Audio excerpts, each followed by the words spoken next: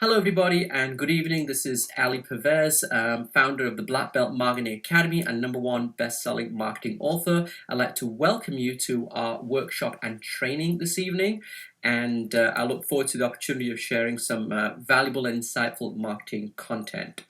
So, to get started, I just want to set the ground rules here. Your participation is mandatory. This is going to be like a 90-minute workshop rather than training. It'll be 90 minutes. So if you have 90 minutes, then please stay and take plenty of notes and hopefully learn a lot of very good marketing content. If you do not have 90 minutes, then please maybe you want to revisit this at another time that's more convenient to you. So I love this quote here from Ellen Montgomery, a Canadian author, that says, "Tell me and I forget, teach me and I remember, and involve me and I will learn." And I will certainly involve you. So again, this is more of a workshop. Every so often I will stop and I will ask you specific questions. So to make sure that you're internalizing the marketing content that I'm sharing with you. It may feel a little bit like this, that I'm throwing a lot of content your way. And the reason is we only have like 90 minutes and I want to make sure you get the most out of my time, my knowledge, and I respect your time. I think time is the new currency these days. So I'll do my utmost best to deliver you the most valuable marketing content in the time that we have together. So who is this training for, and who do you think will most benefit from this training? I have designed this training for entrepreneurs, independent business owners, coaches, consultants, people who run professional services, organizations, estate planners, web designers, entrepreneurs and business owners who are primarily looking to use marketing to grow their business. So in today's marketing masterclass, I'm going to teach you 5 marketing lessons. And what are those lessons? Well, the 5 lessons that I'll be teaching you is first and foremost, what is marketing? And I think, if we're going to spend some time together and we're going to talk a lot about marketing, I think it makes sense for you to understand, well, what is marketing? And most people think marketing is advertising or selling, but what really is it? Let's get to the bottom of that. Let's talk about the power and the potential of marketing. And so I can get you excited to realize, my goodness, I mean, most people do associate, revenue generation with marketing, clearly, and that is right. But how does it happen? Why is marketing such a potent force? We'll go into targeting and target marketing. We'll talk about how to use marketing to grow your business, and then I'll show you how to grow your business without cash in my #1 best-selling book, No Cash, No Problem, that I wrote with the late Dave Wagonford, which has over 55-star reviews on Amazon. So, a little bit about me. I'm not trying to brag, I'm not trying to boast. I just want to show you I know a little bit about marketing. I've been around for 3 decades. I've done marketing projects across 22 different countries. I've managed substantial marketing budgets. I've worked with startups to Fortune 500 companies, and also, launched several products that have gone on to save several millions of dollars for large corporations that I've worked for. And I've helped a lot of startups and small to medium-sized companies also build the marketing infrastructure. I've written 3 books. 2 are bestsellers. No Cash, No Problem is a #1 best-selling book. And Marketing is King is my book on marketing that I first wrote when I was many years ago. And then Get Your Black Belt in Marketing is also a bestseller. So I quite possibly have the world's largest marketing library. I've spent well over $250,000 or more on my marketing education, if you include my MBA, and I have like 42 gigabytes in the cloud. So I've been very blessed to be mentored by some of the world's greatest marketing minds, both alive and dead. Here on the left hand side you can see Jay Abram, the world's #1 marketing expert, and the late J. Conrad Levinson, who wrote the book No Cash, the Guerrilla Marketing Series. And the Guerrilla Marketing Series, I believe Time Magazine ranked this as one of the 25 best business books for the Guerrilla Marketing Series, with about 21 million copies sold, and it's been translated in 62 different languages. J. Conrad Levinson was a mentor of mine, and I will share with you some of the insights and things that he shared with me. Here you can see my very good friend David Hancock, who's the founder of Morgan James Publishing, that was started in 2003. David Hancock is recognized by NASDAQ as one of the world's most prestigious business leaders, and his company, Morgan James, is considered to be the future of Publishing. A very dear friend and a wonderful gentleman. Here on the right hand side, there's Ray Edwards, who taught me copywriting. Again, I really love Ray. I appreciate and value his work and his friendship. There's Armand Morin here down at the left-hand side for internet marketing, who does teaches internet marketing, and Dennis Waitley, advisor and a psychologist to Apollo astronauts. Now, the reason that I tell you a little bit about mentors, because I believe mentor and mentorship are very critical to your success. And I am who I am, and I gain the knowledge by having great mentors. And people like even Einstein, if you believe it or not, had a mentor. If you read about Einstein's biography, he used to meet every Thursday with a guy called Max Talmy. Now, Max Talmy was about 11 years older than Einstein, and he used to give him books to read. So even Gandhi had a mentor. And also Gandhi mentored the Dalai Lama. Warren Buffett, was mentored by Benjamin Graham. And so, everybody even Bill Gates, mentored Steve Ballmer. So anyway, everybody and who's successful has a mentor, and I've had my fair share. My latest mentor was the great barter trader of all time, David Wagenford. David Wagenford is considered, or is, the world's greatest barter trader. He did like $500 million in barter trade over 45 years. And you can see here he dealt with all the major airlines, all the major publishing companies and hotels, and you name it, in terms of the Fortune 500 company. So the late Dave Wagenford, was the world's greatest barter trader. I was very blessed and very honored to have learned from him. So the reason I tell you all that, and the reason that I went through all that, is that what I'm going to share with you is obviously my knowledge and wisdom over 30 years, but also what I've learned from my mentors. And so I want to provide you with the most interesting, most exciting, the most useful, the most valuable content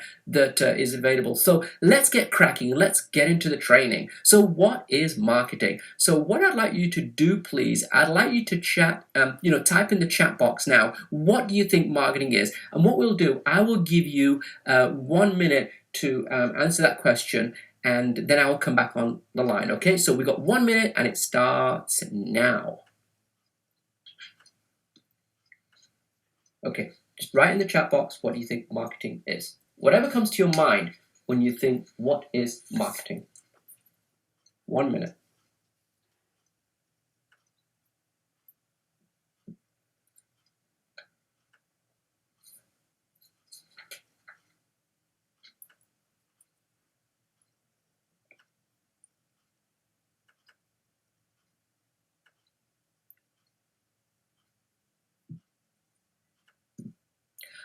Okay, coming to an end now. Okay, so what I see here, interesting, sales, marketing, pushy, okay, something that makes the phone ring, okay, sells your product, advertising. I see a lot of advertising.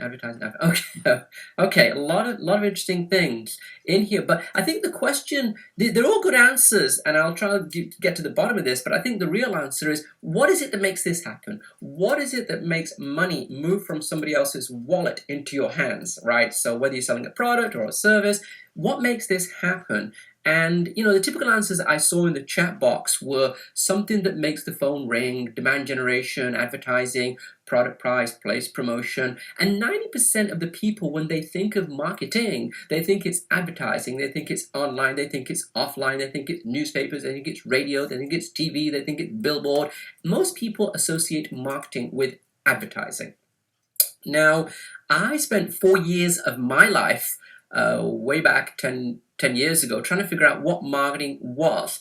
And my conclusion, which I'll share with you to make it pretty painless, is marketing is a language. It is the language of value. But the secret to remember that it's perceived value. It's what other people perceive to be important. So if you go to any good sales or marketing training, you will hear them talk about the fact that, well, if you want to sell something, you need to understand that everybody has on their forehead WIIFM, what's in it for me. So the question is, what's in it for me is what perceived value is there in terms of what you're offering to me. So marketing is a language, and it's a language of value. So again, I spent 4 years of my life really trying to get to the bottom of this, because until we understand what marketing is, then anything that I teach you will be irrelevant because you don't have the right mindset. So the mindset for us to understand is marketing is a language, and it's a language of value.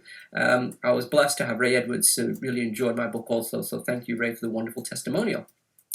So now we understand marketing is a language, and it's a language of value. I hope this starts to make sense to you, that money moves from somebody else's wallet into your hand if they see value. Marketing is like the magnetic force. So if you want to create money, you want to create value. And I think most people struggle with marketing because it's pretty intangible. It's not tangible. Einstein said if you can't explain it simply, you simply don't understand it well enough. So I hope I made Einstein proud. You need to be a marketer first. I mean, when we think of marketing, we think of the channels. And a channel is something that takes your message from where you are to your target market. You may want to write that down. A channel is something that takes your message from where you are to your target market. So the direct, indirect, direct, tele, network, social, these are all channels. But again, marketing primarily is bringing value to the marketplace. So we need to get back to basics and fundamentals, and we need to understand when somebody writes us a check, that check has this written on it: value proposition, because that's really what they're paying for, is the value that you've delivered to them. So I was explaining this whole concept at Oxford last year, and obviously very bright students, but again, they live in the world of intrinsic value, not perceived value. Intrinsic is the value which is inherent in something, and perceived as the value that other people seem to be important. So please write this down: is, how do I grow my business? This is the question that most people want to know, and this is the question most people ask me as a marketing expert: is, Ali, what do I need to say to get people to buy my product or service? Well, that's the wrong question. It's also the wrong answer. It's not what do I need to say to get people to buy my own product or service. It's what additional value can I provide that will make them want to desire it. So the magic formula for growth is to add value. So for you to get what you want, then you need to let other people get the value that they want, and this is perceived value. The great Zig Ziglar used to say, for you to get what you want, you need to help others get what they want. And I mean, that's a wonderful quote, and I lived by it for a long time. But then I started to ask that question: well, what do they want? I mean, I understand what Zig's saying, but what do they want? What they want is the perceived value that is important to them. So for you to get what you want, you just need to let other people help other people get the value that they want, and it's perceived value. So lesson number 1, quick, sharp, foundational lesson in marketing. What is marketing? The language of value. What is the value? It's perceived value. Your goal is to add value to other people's lives with your product, service, or an individual. It's not about what you need to do to sell your product or service. It's about what value you can offer them that makes them actually want to desire it and buy it. So how much you really care about the success of your prospects and customers will ultimately determine your success. Making value propositions is the key to your success. Now, notice we never talk about needs proposition, do we? We also will make them a value proposition. So now you can understand the connection between, marketing and value. So a quick, in the chat box, please, could you give me on a scale of 1 to 10 how I'm doing? It just helps me get better as we move into the next section, and to make sure I'm giving you good value, doing good marketing, and delivering on my promise. So, okay, 10, 10, 10, 10, amazing, fantastic. Keep going. 10, 10. Okay, all right. Thank you so much. I really appreciate that. And I'm not here, for the applause or for the tap on the back. I just want to make sure I deliver good content, as again, I value and I respect your time. So let's quickly move into marketing lesson 2, and I'm going to talk about targeting and target marketing. Lesson number 1, I've told you that marketing is a language. It's a language of value. People understand that, but they don't apply that. I want you to stop and I want to think about what I told you, that marketing is a language of value. If you want to do an upsell, you just add incremental value. If you want somebody to open your email, you have to show value. If you want to, get people to trial your product, you have to show them enough value for them to trial it. So anyway, enough about marketing and value, and let's get into target and target marketing. So These three organizations ultimately hold the secret to your marketing success. And we're going to have a little quiz here. Here we've got the CIA, then we've got the Mafia, we've got the Navy SEALs. So we're going to have a little quiz here. And the little quiz basically is, why do these three people hold the secret to marketing?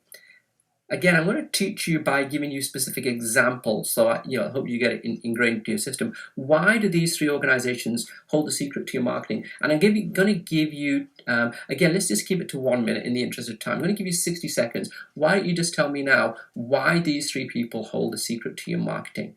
And I'm going to give you 60 seconds, and those 60 seconds will start now.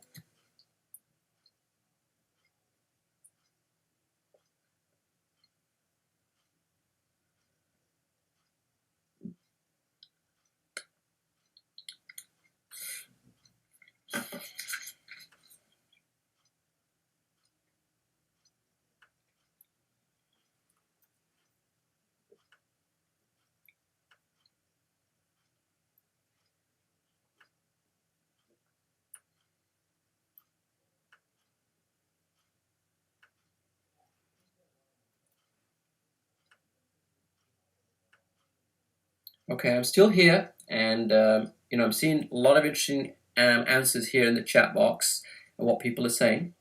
So I've got like another 10-15 seconds. Why do these three organizations hold the secret to your marketing success?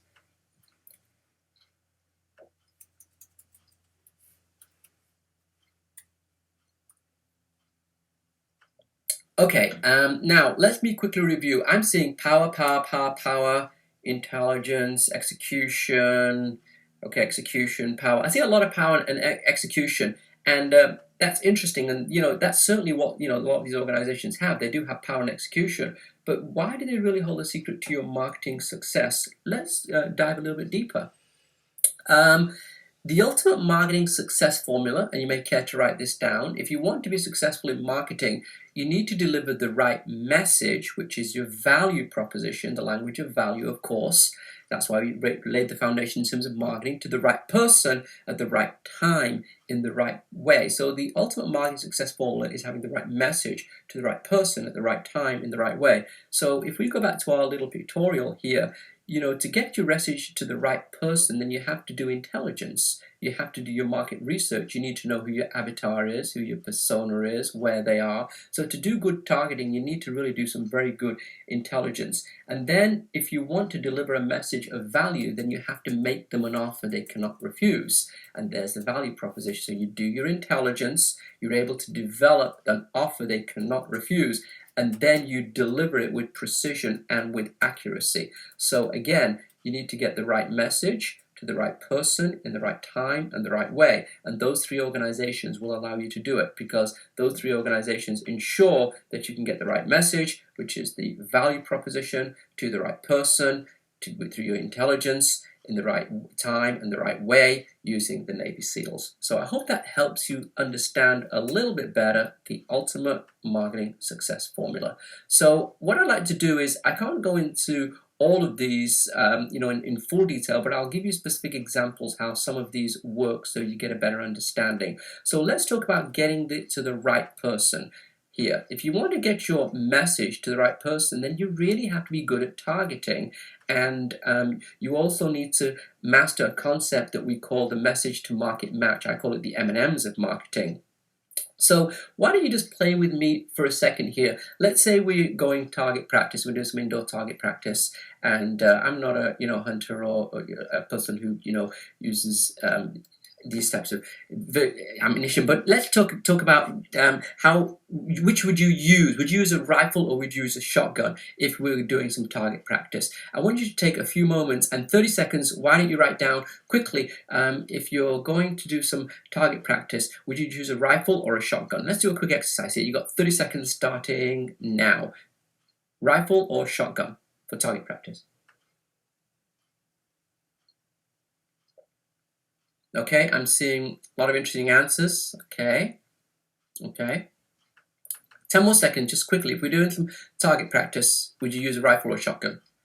Okay. All right, what I see is rifle, shotgun. I feel a lot of rifle, but I do see a few shotguns. Now, the real key of using a rifle is you have a telescope on here and you're able to target with precision. So you really want to be using a rifle. Now, a target market is a place that you add the most value and where you are the most relevant. And that's really what a target market is where you add most value and where you are most relevant. So, there's two key words that marketers use for target practice to get their target market to raise their hand, and that is, are you? If I ask somebody, are you? That's basically I'm pulling that person out of the market and saying, this person is part of my target market.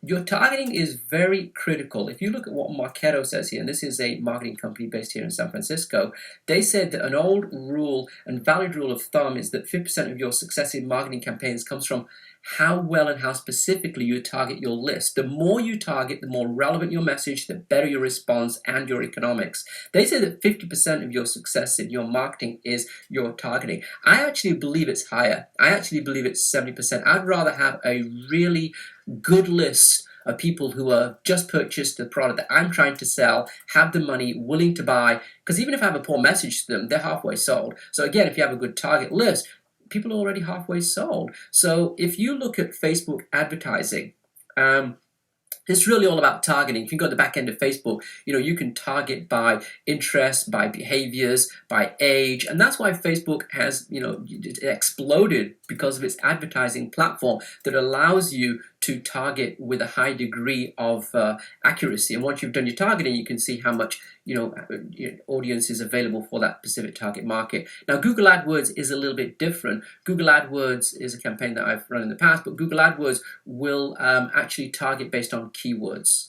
So, quick 30-second quiz. You sell alarm systems. Where do you find the best prospects or leads? So we've set up an alarm company, and I'm going to give you 30 seconds here and write down where do you think you'd find the best prospects or leads if we've set up an alarm company. 30 seconds are starting now.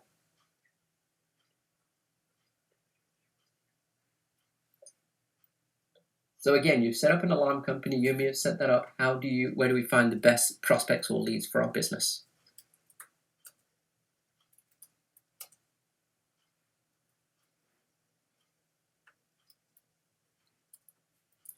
Okay, I'm seeing a lot of interesting answers here.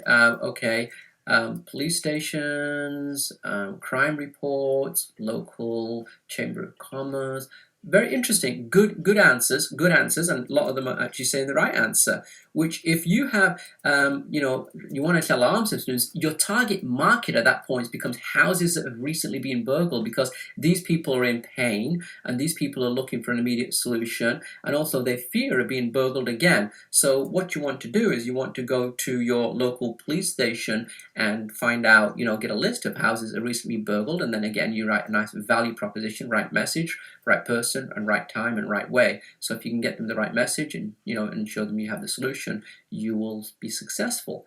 So even this this training workshop this evening is I'm narrowcasting live from San Francisco, California. I'm not broadcasting. The people who are on this training this evening are people who have raised their hand and shown an interest in what I have to offer. And so that's why I'm narrowcasting. I'm not broadcasting here. So let me summarize marketing lesson number 2. We talked about targeting and target marketing. We talked about that all of marketing starts with targeting. What does your product, service, idea, who does it add most value to? And that's what we call the avatar in marketing. That's what we call the persona in marketing. And what you're trying to define is who is your ideal client. Testing really is you're trying to test your targeting is really making sure that you got the message to market match. So when people talk about targeting and they talk about positioning, if you go to a good large advertising agency, say, well, we need to position your product correctly. And now don't get confused and don't get intimidated. What people are trying to tell you is we need to dial in your targeting. Not everybody will become your client. You don't want to spray and pray. You want to target with laser-like accuracy, which you can do today with the tools that we have available, like Google AdWords based on keywords, or Facebook based on behaviors and interests. And I would believe even 80% of your marketing success can come with your ability to target right. So you've got to really try and hone your targeting down, and it's getting the right message to the right person is really the start of marketing. So targeting allows you to be relevant because you add value, because when that person gets that message, they say, thank you very much, this is exactly what I was looking for. Like you have a leak, your dishwasher's, spurting out all water, somebody rings the doorbell, and it's the guy who fixes the dishwashers. Well, very relevant, very timely, and it adds a lot of value. So message to market match means your message resonates with your audience. So most advertising fails because it's not advertising, it's simply broadcasting, spray and pray versus narrowcasting. And that's where the difference is. Targeting is when you narrowcast. So message to market match is one of the most important concepts you'll ever learn in marketing. And this comes through your need analysis. So I hope you've enjoyed that lesson. And if you go to an agency and you're a small to medium-sized business enterprise and you're looking to grow your business, what you'll find is even a basic agency may charge you $1,500 a month to run Facebook ads for you. Now, why are they charging you $1,500? Because they know how to use the Facebook platform. But what they know is how to target using the Facebook platform. They can go into the Facebook platform, and if you tell them the key criteria, they'll just select those for you. So to ensure your marketing success, you need to get two things dialed in. You need to dial in your targeting. Who is your perfect client, avatar, persona, where you add maximum value, your target market. Get your targeting dialed in and spend time doing that. And then get your messaging dialed in. So your messaging is obviously the value proposition. If you dial your targeting, you dial your messaging, then you're pretty much there in terms of your marketing. So on a scale of 1 to 10, that was lesson number 2. If you could give me some quick feedback in the chat box in terms of how am I doing, so I can continue to serve you and deliver you value as we move forward. So if you'd be kind enough to do that, I'd really appreciate it. Okay, 10, 20, amazing. Keep going. Okay. All right. Thank you very much. I really appreciate that. Again, I need to keep you guys need to keep me honest as we move forward. So let's move on. What I'd like to do now is talk about the power and potential of marketing, and this is lesson number 3.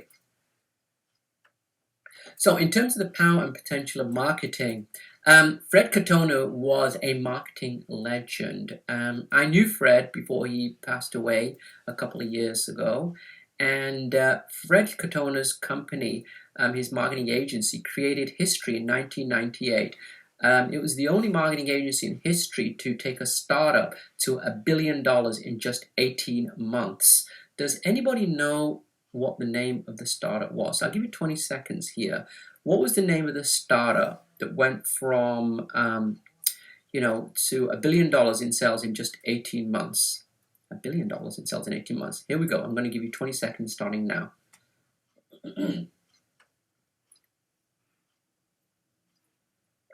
Okay, I'm seeing Yahoo, I'm seeing Google, I'm seeing, I'm seeing a lot of the Silicon Valley companies. Obviously, you'd have to be one of the Silicon Valley companies, right?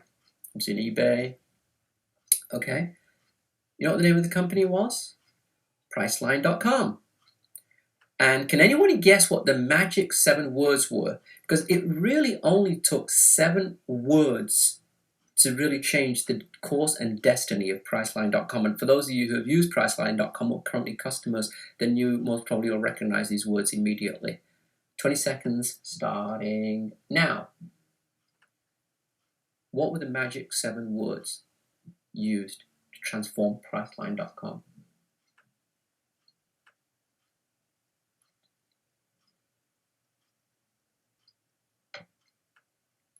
All right, are you ready? Here's the marketing magic. Watch carefully. 7 words, $1 billion sales in just 18 months to a valuation of over $20 billion in 24 months. Name your own price for airline tickets. That's all it took. Those 7 words. And there's the power and the potential of marketing. I mean, everybody's looking for marketing for these huge and complex and marketing programs. It doesn't have to be that complex. It really can be very simple. So 7 words that made that happen. Now, how was that all done? It was done using radio. Now, I think the thing to remember, let me go back here about, 7 words, is if you look at from an investment viewpoint, I mean, if you look at the stock market, I mean, you can get like, 5 to 7% return on the stock market. If you're a hedge fund, you can get like 20% return. But, I mean, can you imagine the return on this just by changing a few words? I mean, it's really, that's where leverage comes in. Now, I did talk to Fred, and we talked about this, and I said, Fred, how long did it take? He said, no, Ali, it took a long time. It wasn't something you come up overnight. You test, you tweak, you optimize. But he said, you know something? When you get it right, it's golden. So right message, which is the value-based message, because remember, the message has to be the value proposition, right? And we talked about that in lesson 1. We're trying to deliver value. So again, the message is the value proposition, all done over radio, blasted out over radio. So this is the right message, right person, right time, right way, which was radio. But once they did that, it exploded. So let me give you another example. Who do you think this company is? It says, we have a tightly integrated infrastructure that can process all your banking needs under one single financial institution. What do you think this company is? Who is this company? I'll give you 20 seconds, starting now. Let me know. What do you think this company is? Who do you think this company is?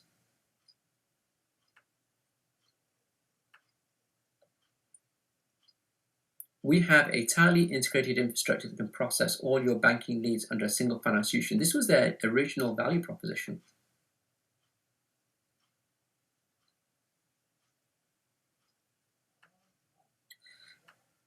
Okay, I'm seeing Bank of America, I'm seeing Wells Fargo, Citibank. I'm seeing a lot of banks, obviously, clearly.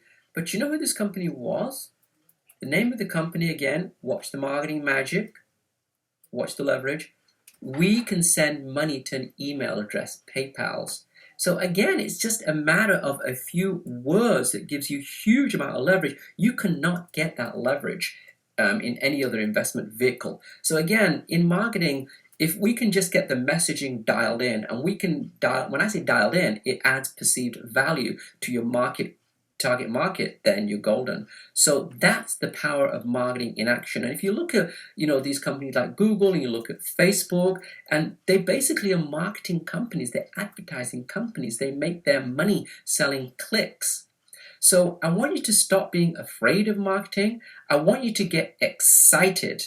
And I want you to change your mindset and start to see marketing more as an asset rather than a liability. Because once you change your mindset, because what I was taught from my mentors, and I'll share this with you, is the companies that grow see marketing as an asset.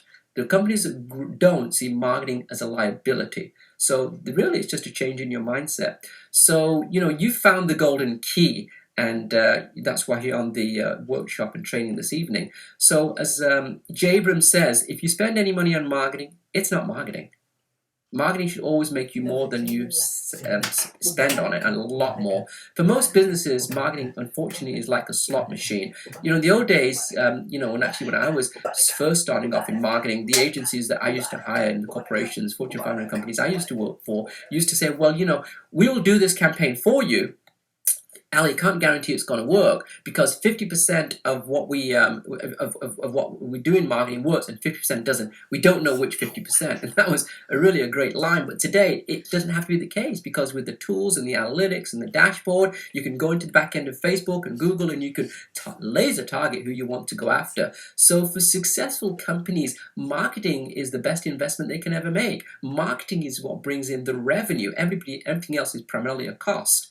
So it's really the legal way to make money. And if you can find a top marketing person, they're worth their weight in gold and more because they can make you wealthy.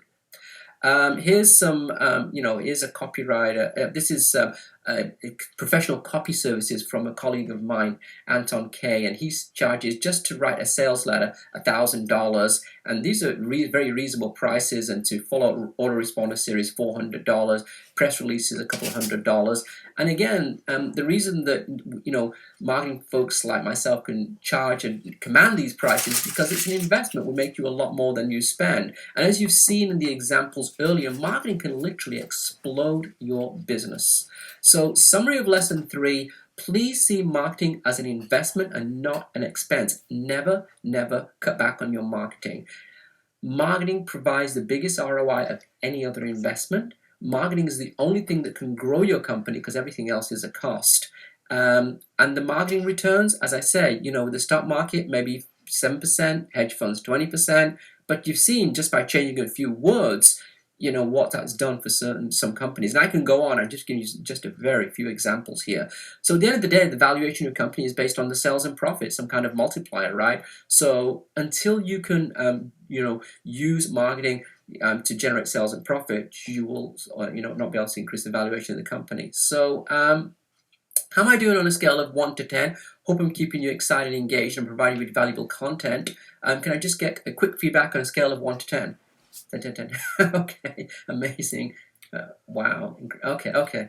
Again, thank you. Again, I'm not here for the applause. I just want all the credos. What I want is to deliver content to you and hope you get value out of this. So let's move on to marketing lesson number 4. And I'm going to show you how to use marketing to grow your business. So we talked about lesson number 1 about the foundations and fundamentals of marketing. We talked about that target marketing is very critical in lesson number 2. In lesson number 3, we talked about once you get your targeting and messaging right, boy, things can explode. I give you some examples. All well and good, but you're an independent business owner, professional, and you want to know, okay, this is good, Ali, but how do I use it to grow my business? Get more specific here. So the number 1 reason that businesses don't grow is they don't have a plan or they have the wrong plan. To grow, you need a marketing plan. A marketing plan is something that ensures predictable growth for your organization. So let me ask you what you think a marketing plan is. Why don't you take 60 seconds and let's write down what your thoughts are on a marketing plan. So I told you a marketing plan is something you need to grow your business, but what are your thoughts on a marketing plan? Why don't you share that with me? I'll give you 60 seconds starting now.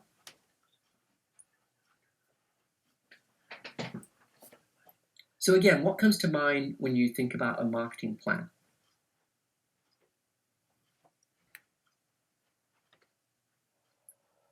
Don't worry, write anything down. Whatever's coming to your mind, just jot it down. Okay. We've got like 30 more seconds.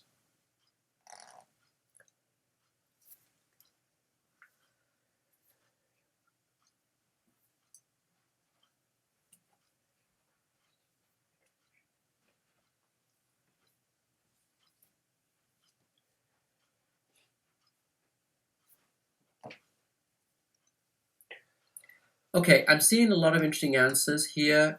Something that helps grow your sales. Okay, planning, development, advertising. Okay, actually, a lot of the answers are basically on this pictorial over here. A lot of people were saying it's publicity, it's branding, it's research, it's sales, it's direct marketing, it's sales promotion, it's public relations. And a lot of these are really just tactical elements of of marketing. But the fact is that a product is not a business, a website is not a business, and a promotion is not a business. This is what a marketing plan in the black belt marketing world looks like. And here you can see that I'm going to quickly go through this pictorial because this is basically your marketing plan. A marketing plan is something that generates customers on a consistent and a predictable basis. Actually, it's both customers and clients on a predictable and consistent basis. That's why I call it PC marketing. So I'm going to very quickly go through this. In my advanced training, I take a deep dive into this, but I will walk you through this because this is what your marketing plan should look like. You start off with some form of advertising, and when you advertise, there's only 4 forms of advertising. You can either buy, build, borrow, or you have an existing database or list. So you can either buy traffic, paid traffic, or you can build it through content, or you can borrow it through JVs, or you have a built list. So that's your advertising. And here's your target market. And then everything else, everyone has a good dad and mom. So in marketing, we have a mom and we have a dad. And the dad is directories, associations, and databases. So you do your market research of your target market to define who is your target market. You will then do some advertising to that target market and make sure that the messaging is correct. So your mom is your message, understanding of your market. So you make sure that your message is aligned with what the market wants. Then that will start to drive suspects or visitors to online or offline. If it's online, it will go to a squeeze page, a opt-in page, and that's where you'll collect their details. If it's offline, they'll come and visit your premises. You'll then engage those visitors, and then they become prospects. You'll qualify those visitors, and that becomes your lead generation process. And very different ways to qualify. You can use budget authority need timeline, BANT, budget authority need timeline. You can use that qualification. And then this, from prospects to leads, is what we call marketing automation. People like Marketo or Pardot or those types of organizations, offer those types of software. And your leads to sales, this is when you're looking at Salesforce. And then when you get customers, you strengthen your relationship. They become clients, and then they buy more, and then they refer more. They give you testimonials, and that's where you start to cycle. So really, if you look at this pictorial, there's really only two ways that you can grow your business. You can either bring in more customers through advertising, or you can take your existing customers and you can leverage them to buy more, or to become clients, and then refer more, and then you start to circle. So two ways to grow your business: either get new customers or leverage your existing customers. Now, an important point to note here is the difference between customers and clients. Customers are looking for transactions, clients are looking for transformations. So again, having a marketing system, in the black belt world, is basically having a really well thought out strategy and a plan to go all the way from your target market to bring them in, and then to build clients and customers. So if your business is not growing, then you need to really look at this pictorial and study which element is not growing, because as W. Deming said, 90% of all failure is due to a system that has broken down, and management is predictability. So if you understand, are you getting enough are you getting enough visitors to your premises? Are they engaging with you? So you get enough prospects? Or you're not getting enough leads, or you're not getting enough customers. So when people tell me, well, my business is not growing, well, the question is, your business is not growing. Which part of the business is not growing? Is it you're not getting enough leads, you're not getting enough prospects, not getting enough visitors? You need to systematically break down and see which element is broken down. So, if your business is stuck and not growing, it's because of a system failure. So a system is obviously something that saves you stress, time, energy, and money. So, in terms of advertising, what does advertising generate? Advertising, now advertising generates visitors. Advertising does not generate leads. Once you get visitors, they still need to be engaged, and they still need to be qualified, and then you'll have a lead. So I think one of the biggest mistakes that I've seen in working with business owners is they assume that advertising generates leads. Advertising generates suspects or visitors or browsers, on or offline. You still need to, engage, qualify, and close. So if you're spending money on advertising and you're not seeing the lift in your sales, is because your advertising is generating just suspects or visitors. So most companies, struggle because they do what I call TikTok marketing. And let me show you very quickly in the pictorial what I mean by TikTok marketing. They spend money on advertising, they bring some traffic coming in, and then through the traffic, they're able to engage them, generate leads by qualifying them, and then convert them through their sales funnel. So your marketing funnel, you advertise, marketing funnel, sales funnel, customers. And then what they do, they'll go all the way back. They'll do the same thing again. Advertising, suspects, prospects, leads, customers. Advertising, suspects, prospects, leads, customers. So there's your TikTok going on. What they don't do is spend enough time and effort taking these customers and building deep relationships, so these become clients that then provide referrals and become raving fans, and then now you're cycling. So it's raving fans that obviously build brands. So that was a quick overview of how to use marketing to grow your business. The key is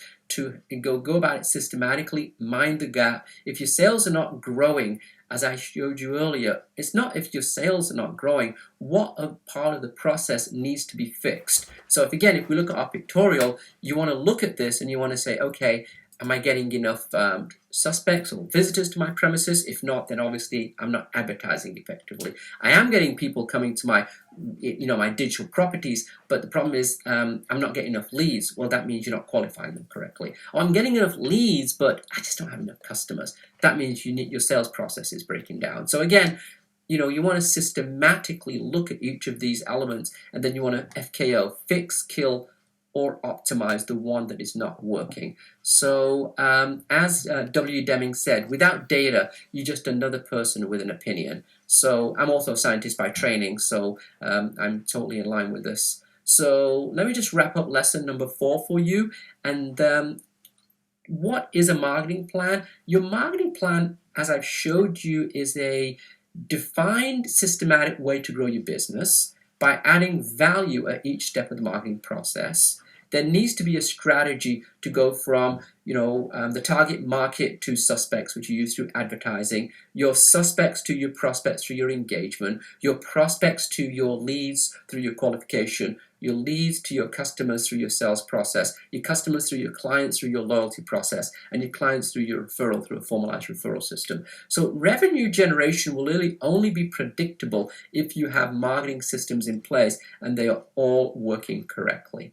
So that's how you use marketing to grow your business, by having a defined system. So there's a little exercise here that I'm going to move ahead because I've still got a lot more content to cover. But you may want to take a screenshot of this, please, and see, is your marketing AC or DC? Is it going up and down, or is it consistent? So you want to look at each element of your marketing plan and figure out, where are you falling short?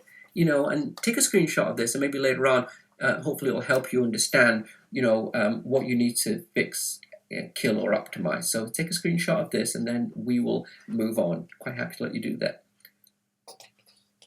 Okay, so let's move on. Figure out which processes you're going to fix, kill, or optimize. So before we move into our fifth and final lesson, could you all give me a quick feedback on are you getting good content? Are you learning stuff? Am I helping? Am I adding value? Okay, very good. Keep going, don't stop. Okay, this is amazing. Okay, thank you. Again, thank you so much. I just want to make sure I deliver and you keep me in shape. All right, so now the next question that most people ask me, this is well and good, but I don't have money for step one. I don't have money to drive traffic, because that's when it all starts, right? You're going to do some advertising to your target market, and then you're going to start to drive traffic, but I don't have money to do advertising, but I need more leads. Well, a majority of business owners, struggle with this, and advertising in reality is where your marketing starts. So if you don't have advertising dollars, then no one will know you exist. People have short memories, because even with advertising, you need to advertise. Oh my goodness, what do they say these days? It's at least 5 to 7 touch points before people even know that you're real. Now, most companies don't have the advertising budget to drive traffic to their online digital properties or offline brick and mortar properties. So where do we get the money to advertise without using any cash? How many people would like to know the answer to that question? Okay, my chat box is exploding over here. Okay, I will show you that. And that is how to grow your business without cash. So you may want to take plenty of notes here, because of all the lessons I teach, everybody finds this to be the one that is most invaluable, because it's really is one of marketing's best kept secrets. So the concept that I'm going to teach you in this fifth and final lesson is barter and barter trade. So I need to make a disclaimer, ladies and gentlemen, because barter is a very powerful tool, and it needs to be used correctly. So anything that I say, I'm not making any guarantee of any earnings potential, and please consult your legal advisor.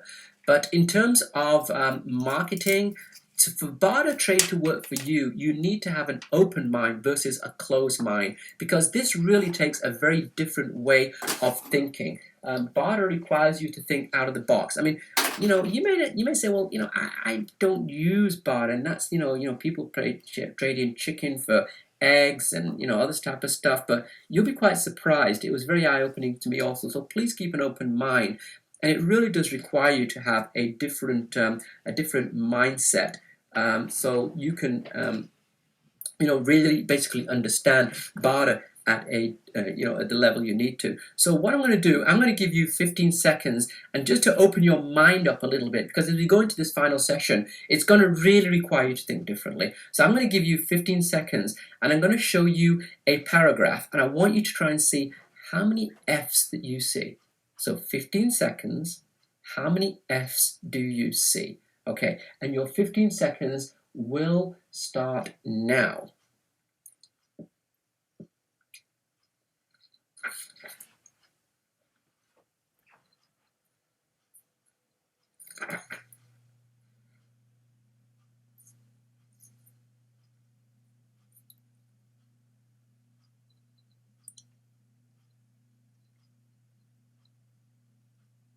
Alrighty, I am back. How many F's did you see? Did you see 2, 3, 4, 5, or 6? How many F's did you see? 2, 3, 4, 5, or 6? Okay, I'm seeing 4, 4, 4, 3, 2, 5, 6. Oh, some people 6, 2, 3. Actually, I see the whole spectrum here, which is very good. The actual answer is there's 6. There's actually 6 F's in the text that I've shown you here. Now, I know some of you will be surprised. And the reason I'm showing you this is because in life, and this is one of the first things that, Dave Wagenford taught me. He said, Ali, to get barter, you're either going to get it or you're not going to get it, because it makes you see things in a different perspective. So I wanted to show you how much we actually do miss in everyday life. So, ladies and gentlemen, the stories that I'm about to share with you are all true. Only the names have been protected to protect the innocent. So my mentor again was the late Dave Wagenford, the world's greatest barter trader. Me and Dave wrote the book No Cash, No Problem. I was, going to Florida, meeting him. Dave came to my house in San Francisco, and we would brainstorm. And I was very blessed and honored to have the opportunity to learn from Dave barter trade. So as Jay Abram, the world's leading marketing authority, says, barter is one of the most misunderstood, jealously guarded, obscenely profitable, money-making, wealth creation, capital building, and cash flow generation strategies I have ever been exposed to. And I can absolutely assure you, every word he said there is true. Barter, most people don't even see on the radar. The smart ones do. So, I'm going to go through a couple of case studies so you can get a feel and flavor of it here. But if you want to learn more, obviously this is in my book with Dave, No Cash, No Problem, #1 bestseller on Amazon, and over 55-star reviews. But you will get the full case studies here, because I don't have time to go on all the mathematics and the deals, how they were done. But you'll find them all in the book. So most people, when they think of barter, they think it doesn't relate to them, but it does, because most people are doing a job. And if you're doing a job, you're trading your time for your money. So you're already doing trade. And we all trade all the time. I mean, businesses are trading their products for money. People are trading their time for money. We're all trading all the time. Dave told me barter can be a real game changer. And it's not rocket science. The magic formula for barter is value is equal to value. You're exchanging value for value, but here's the secret. The secret is the value that you're exchanging is your products and your services. So your product and services are a currency. So your journey starts here, and we're going to enter a new world where people don't understand cash. They've never seen cash, and the only way we can do business is without using cash. In the new world we are about to enter, it is illegal to use any money. So Dave told me that there are only 500 people in the world that understand barter and trade and how to do cashless transactions, because that's what barter is. It's about doing cashless transactions. Now, if you think about it, there's billions of dollars worth of trade that have done. The departments of trade and industry of all the major governments, where they're trading with each other. But let me ask you a question. If there's so many billions of dollars worth of trade done, why are there only a handful of books that have been written on the subject? I mean, the book that me and Dave wrote is considered to be the gold standard when it comes to barter trade. So that should tell you a little bit. Barter will allow you to create your own currency will, because you use your product or your service as a currency, and it gives you buying power at will. So let me start off with an example and a case study that will help you better understand the power and the potential of barter. The year is 1972, and a young Israeli businessman has the idea of cruising. Now, in 1972, cruising was for the newlywed or the nearly dead, but this young entrepreneur had a very different vision for cruising. He thought cruising should be for everybody. So he went and he bought a ship. And the ship was called the Mardi Gras, or the Empress of Canada. And this ship used to run from Montreal to London. Now, after buying the ship, he took it down to the port of Miami and decided that he was going to open and launch his business out of Miami. Unfortunately, he ran out of money and went very close to bankruptcy. But he heard that there were creative ways to use advertising to promote his cruise line. So he met up with my partner, David Wagenford, and Dave told him, I think I can help you. And the guy said, well, I don't have any money, and the bank won't borrow me money, and my balance sheet does not have enough strength to hold its financial scrutiny, and I really don't have many friends and family. And Dave said, well, how much do you need? How much do you think you need? And he said, I think I need like $500,000 worth of advertising, because if I could get $500,000 worth of advertising without paying a dime, I think I can really take this venture off. So Dave turned around and said, what if I gave you $500,000 worth of advertising per year, but in return, you will give me the same equivalent of the empty berths on your cruise line ship? And he said, okay, so it's a pretty straightforward deal. You give me $500,000 in advertising, I'll give you $500,000 of unsold cabins. It sounds like a fair deal. So they went ahead and Dave started to advertise this cruise line 10 times a day in 100 different markets. 10 times a day in 100 different markets. And the message, again, the value proposition was, call the fun ship, call the fun ship. Does anybody know what that cruise line was called? What was the name of this little cruise line that this Israeli entrepreneur bought, had no money, and was able to secure $500,000 worth of advertising on trade for empty cabins? What was the name of the cruise line, ladies and gentlemen? I'll give you 20 seconds starting now. What was the name of the cruise line?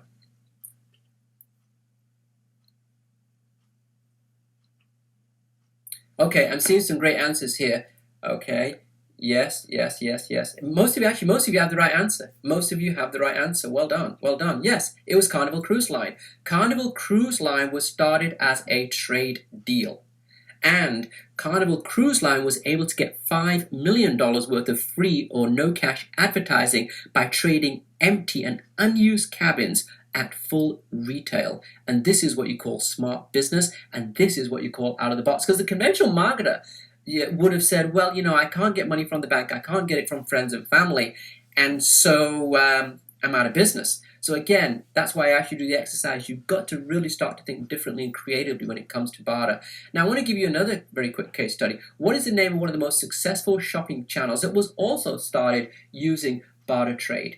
I'm going to give you 10 seconds here because we've got a lot of content still to cover. What was the name of one of the most successful shopping channels that was started using barter trade? 10 seconds starting now.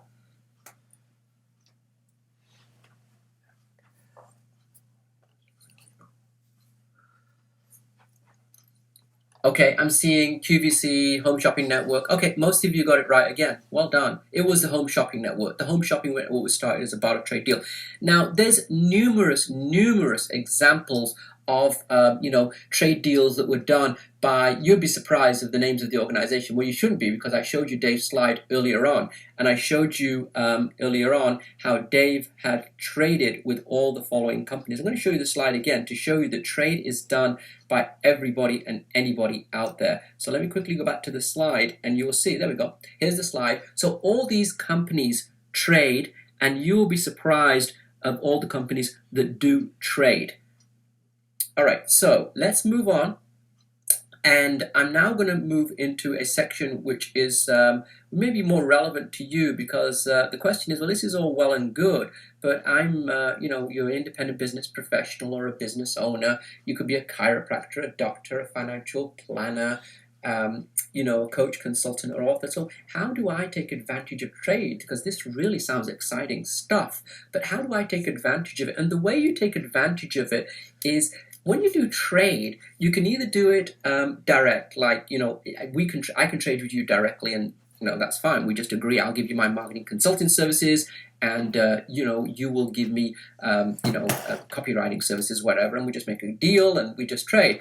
But it's very difficult to find people to trade with, right? I mean, that's the first thing. So who's going to trade with me? And this is where trade clubs come in. Now, trade clubs are organizations where people trade with each other. So all the people in the trade club are there because they only want to do business by trade. So remember, I told you you're going to enter a different world where nobody understands cash and it's illegal to use money. Well, that's exactly what happens in a trade club. If you join a trade club, you could have thousands and thousands of members who all understand barter aficionados. They know what barter trade is they understand the power and the potential of barter, and they're looking to people to trade with. Now, these trade clubs, I'm going to show you one or two in a minute, but here is two trade clubs. One is called ITEX, one is called BizX.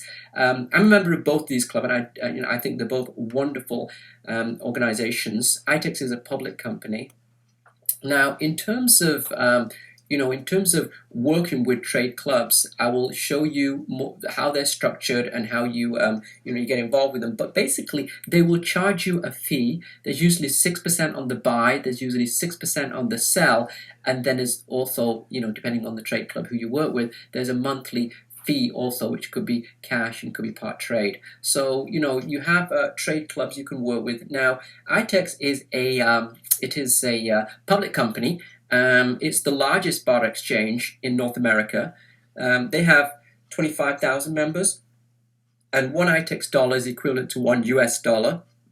It's a public company, and so it's all above board. It's not a tax haven. It's all perfectly legal, and the IRS obviously recognizes trade clubs because all these trade clubs issue a 1099-B at the end of the year, which basically is how much income or revenue you earn from the club. So they basically operate like banks.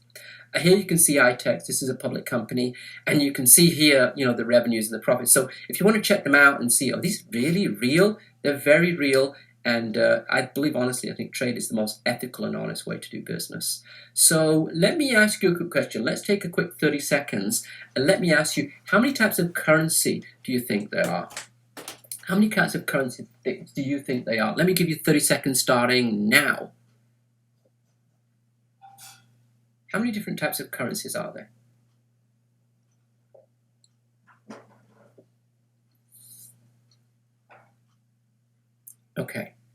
Okay, see a lot of interesting answers. There's a lot of different numbers. Okay, I see like what 100, 200, 300. Now, when people are typing in the box how many different types of currency there are, people are thinking of the rupee, the euro, the different types of the pound. But that's fine. But what I'm really trying to get at is how many different types of alternate currencies there are. Maybe it was a trick question there. How many different types of alternate currencies there are? Well, different types of alternate currencies, you have cash, you have Visa, which is credit, or MasterCard, whatever, American Express, and then you have checks, and then you have trade. So, and also there's Bitcoin as well. But the point is there are multiple currencies, and trade is a currency. Dave explained it to me once. He said it very well in one of our sessions, and he said, Ali, do you know what a currency is? And I said, what is a currency? I said, it's something, that you use to buy stuff. And he said, yes, go further, Ali. He said, a currency is anything that gets you what you want. If I wink at somebody in a bar and then, and they approach me, then obviously the wink is my currency. So either way, a currency is anything that gets you what you want. And trade is a currency. But when you're trading, what you're trading is your goods or services. So that's what trade is. So ITEX, is a trade club, and they do actually issue checks. Yes, they issue checks. So I can go and I can write a check to other members of the trade organization. And here I can go in and write a check. You can see I have my account details, and I just write like I write a normal check. One ITEX dollar is equal to one US dollar. And again, I'm just going through ITEX here. Most of the trade clubs all operate in the same way, but I only can choose one. So I chose ITEX because it's a public company, and also we want to give you good examples here. So when Dave did trade deals, he would also say, keep your wallet in your pocket. I want to show you how to get what you want without using cash or doing cashless transactions. So, if you're able to bank credit, because that's what you do when you join a trade club, you bank credit. You do work for somebody else in the trade club and you bank credit. And then once you bank credit, you're going to find the answer to the question that you want to know. How do I get advertising without paying a dime? Because you need advertising, right? So what is the best use of your trade dollars? The best use of your trade dollars once you have banked credit is to build your website, your printing, your radio, your mailing, your coupon. You can basically, in the old conventional world, now marketing is not advertising, but if you want to use advertising to drive traffic, then you're going to have to, purchase some advertising. The best way to purchase advertising is through trade. You offer your products or services in the trade club, you bank credits, and there are plenty and plenty of people who do advertising on trade in the Trade Club. So if you're looking at getting some LinkedIn training, here's Rod Potter, he's in the Trade Club. So if you're looking at getting more leads, then you may want to actually, get a LinkedIn course from Rod and use that to get more leads. Or you can buy advertising, obviously, website designers and, people who do print, radio, and TV advertising. And you will be surprised who is in the Trade Club and all the companies that trade. I can tell you all the major media stations do trade. Now, this is, maybe you're looking to get your car repaired. This is Midas in Stevens Creek. Yes, they do operate on trade also. Now, you may say, well, tell me something, Ali, I don't understand. Why don't these people make it public? Because they don't want to. I mean, I told you before, nobody wants you to know that they trade, because trade is supposed to supplement your existing business. If you can get cash, great. If you can't, trade's a good way to go. So again, you always want to go for cash. If you can't, then you want to try and trade. So in terms of real estate investment, you can see here, if you have bank credit and you want to buy some real estate, this is some property in Chicago. The property value is $42,000, and you can get this on trade. So this is, it's a nice little fixer-upper if you want to try and do some real estate. Now, in terms of business travel, yes, you can get Southwest Airline round tickets on iTex. This is from one of the trade directors, and she had some 2 round trip passes on iTex, so you can, for Southwest.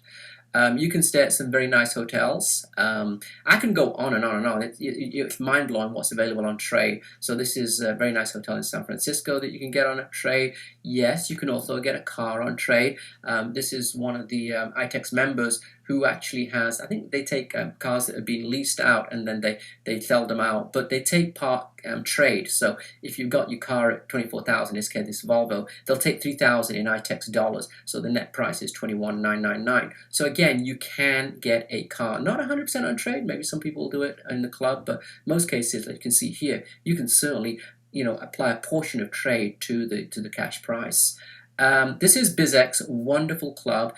And again, you want to see what's available on trade, so you can see everything and anything, all the way from restaurants to jewelries and watches, and all this type of stuff is all on trade. You can get mortgage broker on trade, 100% of your iTex commission. So you can get 100%. If you're buying some property and you want a mortgage broker, you can reach out to Michael Ryan, who's a good friend of mine, and he'll do mortgage brokerage for you, 100% trade. So can you imagine how much money you would save there? So the reason actually I love trade a lot is because it's ultimately about people helping people without any profit incentive. I'm offering you my products and services for your products or services, and we don't have any middlemen, and we're just doing it because we want to help each other. I think it was the way business was always designed to be done. Such a humanistic aspect in trade. So I know you can see and sense it in my voice. I really do love trade. So this is my attorney, Adam Diran. He's down in Silicon Valley. Adam actually does wills, trust, and estate planning for people down in Silicon Valley, and he actually also operates on trade. And Adam's very smart because he just only doesn't use trade. He also uses trade because once you get trade, let's say I do a trade deal with you, if I get to experience you and I like you, the next deal I may do is cash. And that's what Dave Wagenford taught me. He said, Ali, trade is a wonderful way to get people to experience your business at zero or no cost. Because then, you trade with me, you say, oh, Ali's phenomenal. I mean, I learned so much from him. But then next time we work together, I'll say, well, I don't take trade anymore. Can we do it on cash? You say, sure, Ali. I mean, I know you're a really good guy. Also from trade, you can get referrals, because if I tried you on bar and I like you, then I will say, well, I want to refer this guy. It's up to you if you want to do the business on trade or you want to do it on cash. So, you can get high-end resorts. You can, get into the wine country, and, you can go and take some high-end resorts. So, trade, look, if you don't use cash, then you're saving money. And that way, that money can be reinvested. And so, when you save, you always trade. So let me summarize lesson number 5, which is barter trade and trading and cashless transactions. You don't have money for advertising, but you can purchase advertising and start driving traffic to your business without using cash. And I've shown you how bank credits in a trade club, use those credits to purchase advertising. That every type of advertising is available in a trade club. You know, radio, TV, print, web, online, offline, it's all there. You can join a trade club, find vendors that are eager to deal with you, and when you trade, you save, you have deferred payment, you have interest-free financing, you pay a discount, $1 saved is $1 earned, and you can legally create your own currency. We call it a script, SRICP, not a script, a script, SRICP in the trade world. So again, trade is pretty complex, pretty detailed. I have only skimmed the surface here. You know, if you need to go into my book to get more. So on a scale of 1 to 10, if anyone wants to give me some feedback here before I go into the final session, is how does this all come together in terms of making an actionable plan for you? All right, 10, okay.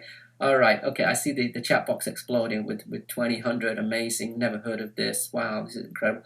Okay, yes, it is. I mean, trade is pretty powerful stuff. It really is. So knowledge without practice is useless, and practice without knowledge is dangerous. So I've given you enough